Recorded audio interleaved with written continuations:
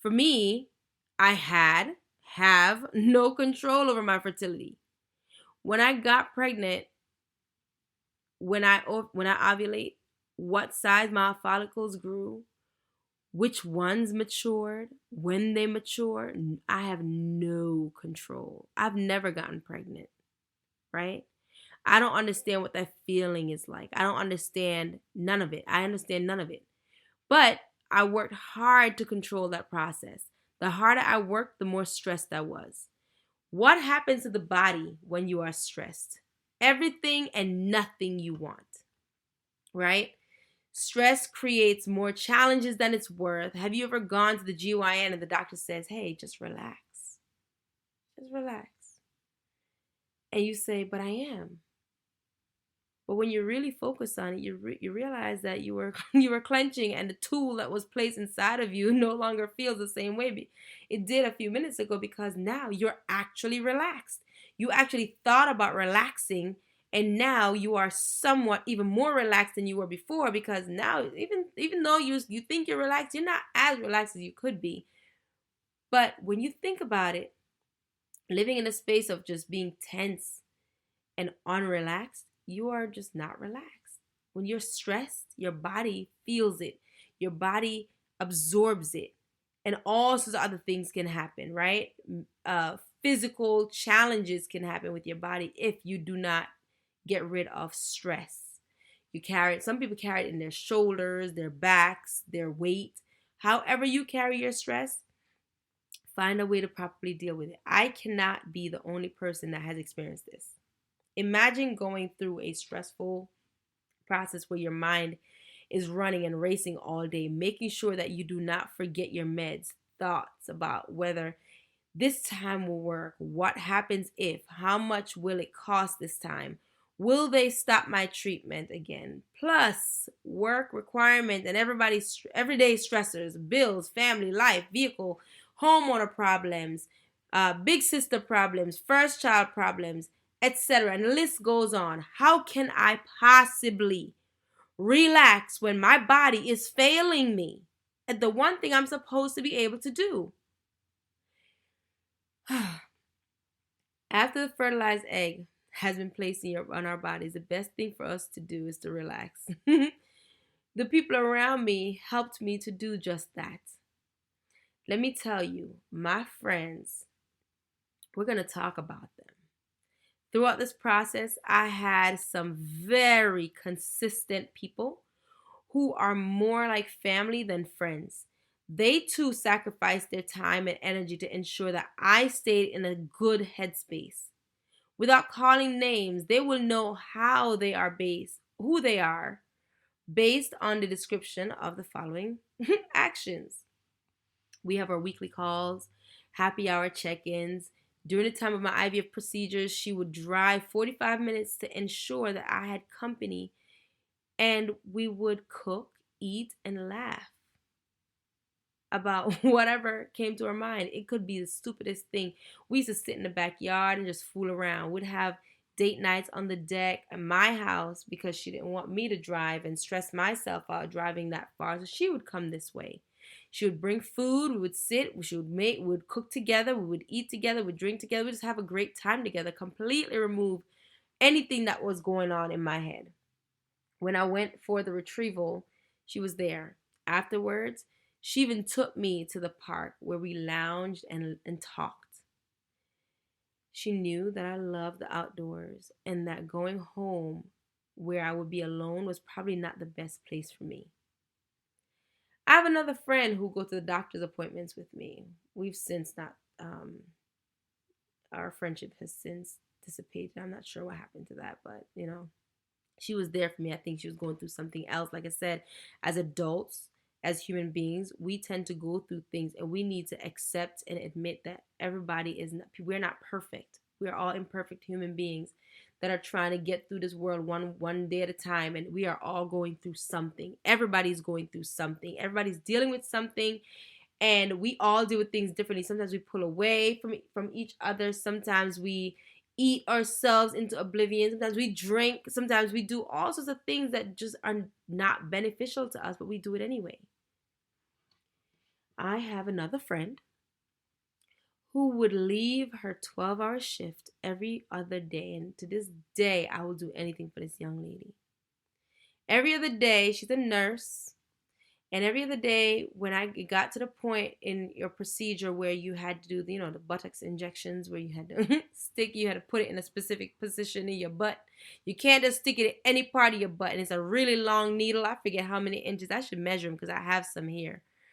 But she would leave her 12-hour shift every other day in the mornings and drive past my house to drive past her house to come to my house. Leave her children to come to me in order to give me the injections that were so hard for me to do by myself. Her fiance would drive her. She would be knocked out in the car until she gets to my door, where she gets up, comes in, gives me the medication, goes home, goes to sleep, and do it all over again in a few days. She has recommended to me so many people for real estate purposes, which also contributed to the paying of the hefty expense of IVF. See, and it's not all about the dollars and cents ever, right? It's also about the emotional time, the emotional times that people give to you, the emotional gift, the time, the gift of time. Let me tell you something. The one thing about time, the one thing in this whole entire life that we are living currently that is the most expensive thing to do is to give time to somebody. Time is the only thing that once you give it away, you cannot get it back. And to all of you people, cousins, sisters, brothers, friends, co-workers who are now my friends, more like family than, anything else. You've given me time. You've given me time that you can never get back. I can't give you that time back. And I appreciate you very much. I have a friend who ensures that if I need a little getaway, she's there. She drives all the way from Delaware every chance she gets to provide support to me and my challenges. When I was going through the IVF process, we talked all the time. She made certain that she helped me through my challenges. She would sit there on the phone with me for hours talking about the same old thing. Now, granted, she does not have the time to do just this, but she would sit there and she would listen to me, run my mouth and cry about whatever it was. And she would I could just see the sleep in her eyes. She wants to go to sleep, but she couldn't go to sleep because guess what? Her friend was in need and she was there for me. And I so appreciate her. I have a very good sister friend who is an amazing therapist here in the Philadelphia area. And I can't tell you how many times I've popped in on her because I needed to talk. She's never turned me down. Even if it's a phone conversation to talk me off the edge, she's always been there. And it's been about 20 years now since I've known her. And she's always been there for me, no matter what. And I really, really, really appreciate her. I have another friend who would just send me real estate clients, made dinner for me, even though she doesn't eat meat. She cooks with me in mind. She would leave her daughter's swim class to bring me dinner on some occasions. She's encouraged girls' night in, which helped me because going through a process like this with a partner, I'm sure can be hard, right? But alone, you have no one to talk to, no one to hug on you. When you need a hug, there's no one to give it to you. None of your emotional needs that become physical needs become met during this period. You just have to be in that space by yourself, you and your pillows.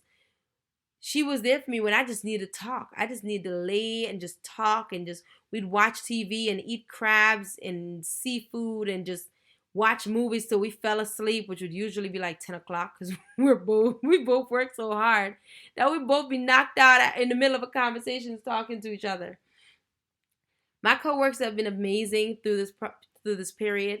Every other morning actually, when I had to go to the doctor for blood work or for whatever the appointment was, or if I just needed a mental break to process results or process the experience I have two coworkers, one male and one female, who are there to provide support at work. My male coworker understood the assignment, even though he had no idea what he was signing up for. Because he too, come to find out, he too had a family member going through the process at the same time, and not to mention shared with me challenges that he also had.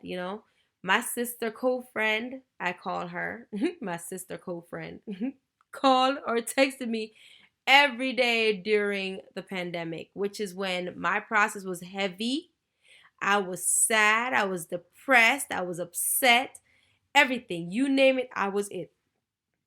Imagine living alone with no human interaction except online, and pumping yourself with fertility drugs that alter your hormones and your moods. Let's just say it was a very, very, very lonely pandemic.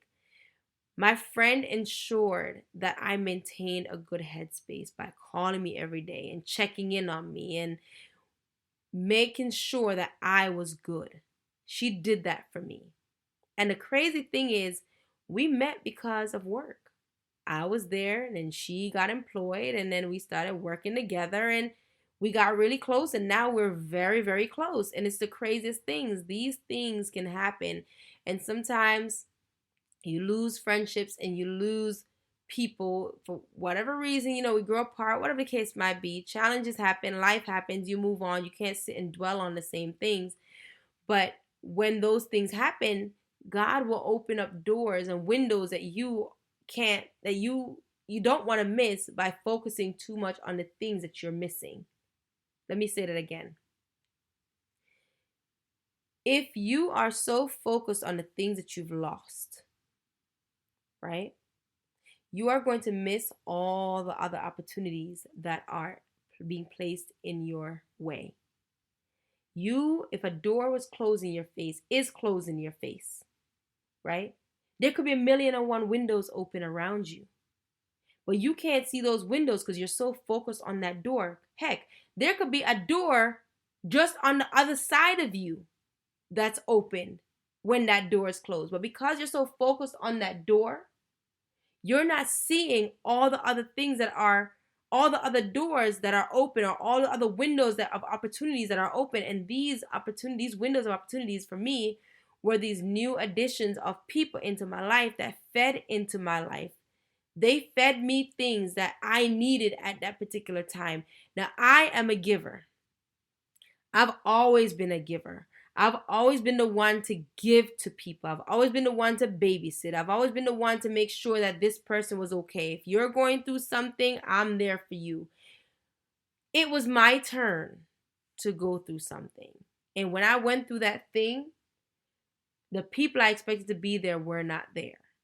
But God had a different plan. God brought other people in for me. Now, granted, yes, my siblings, they were on point. They loved me, cared for me, made sure.